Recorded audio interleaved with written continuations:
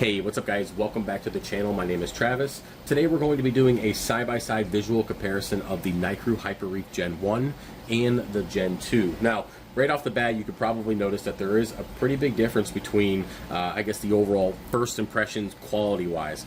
The first thing I notice is the cord thickness. I know that might not be a huge deal, but the thicker cord just kind of screams more quality right off the bat. They also don't have like this kind of cheesy connection in the back with some bogus screws.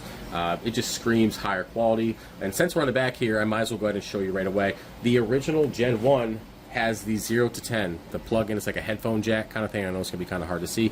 It has that 0 to 10 input and output. On the Gen 2, it does not have that anymore. It has like Type-C. It's like the Android charger.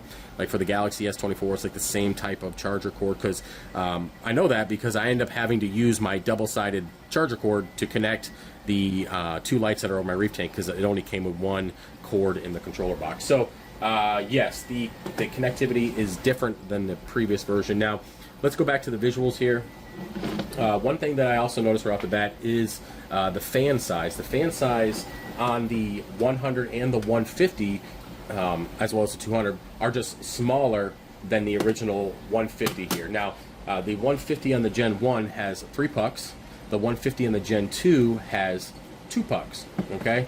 Why that is, I don't know. They just decided to go that route, and then they added the 200, which has the 3 pucks for the Gen 2 version. Now, the fan itself is a lot bigger. The fans seem to be spread out more. The overall hole is a lot bigger. On this one, it seems more compact. I know it's going to be hard to see. Maybe I'll take a picture and try to upload it here for you. But the fan seems has a lot more blades. It's a lot smaller, and it's more of a turbine-looking fan opposed to the original, just standard like PC-looking fan on the Gen 1s. Now, on the top here, the next thing you're going to notice is that the buttons are directly on the top, just like the XR30 and the XR15.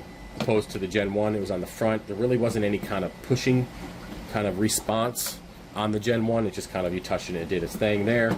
Now, the next thing I'm going to notice is just the mounting hardware to the top. The screws on the top of the Gen 1 are a lot smaller for mounting wise, opposed to the Gen 2, which use the exact same mounting as the XR15. I know that because I bought a lot of the screws for the mounts that I've created for these, and they're the exact same screw pattern type, and overall it's just basically the same mounting as an XR15. Now, the next thing you're going to notice if we turn it around is that the diodes, or the pucks, are just different overall. So on the Gen 1 and the on the Gen 2, the 100 and the 150, again, it's a 2-puck design, but they're a smaller puck overall. You can actually feel the diodes themselves. Like, obviously you're not feeling the inside of it, but you feel the bumps here opposed to the smooth surface on here. The lenses are definitely different. They are the wide angle lenses opposed to the 90-degree on the Gen 1s. Again, this is like a glass just covering, kind of like, if you guys remember the what are they, the I wouldn't say the HyperReef lights maybe, or the one before that. What was the other one? Oh, Aqua something. I think it is. It's one of the old lights I had on the 125, excuse me. And I noticed that this has a similar type of diode layout, as well as like lenses, and just the overall appearance is pretty similar to those cheaper LEDs that we had way back in the day, like the shipbox lights, right? We just called them that, but they worked and they grew coral. So anyways, that's kind of the initial appearance that I get and thought-wise on this old Gen 1. But for the Gen 2, it just kind of screams, again, XR15, XR30, same kind of layout. It just, and they're recessed into the light opposed to being a flat surface. So that is initial appearance is pretty good. Now, when it comes to the overall frame of these lights, the thickness-wise, now I did confirm this, the 100, 150, and the 200 have the exact same thickness and width of the light. Now, of course, the length for the 200 is a 3 puck, so it's not, the same as the 100 or the 150.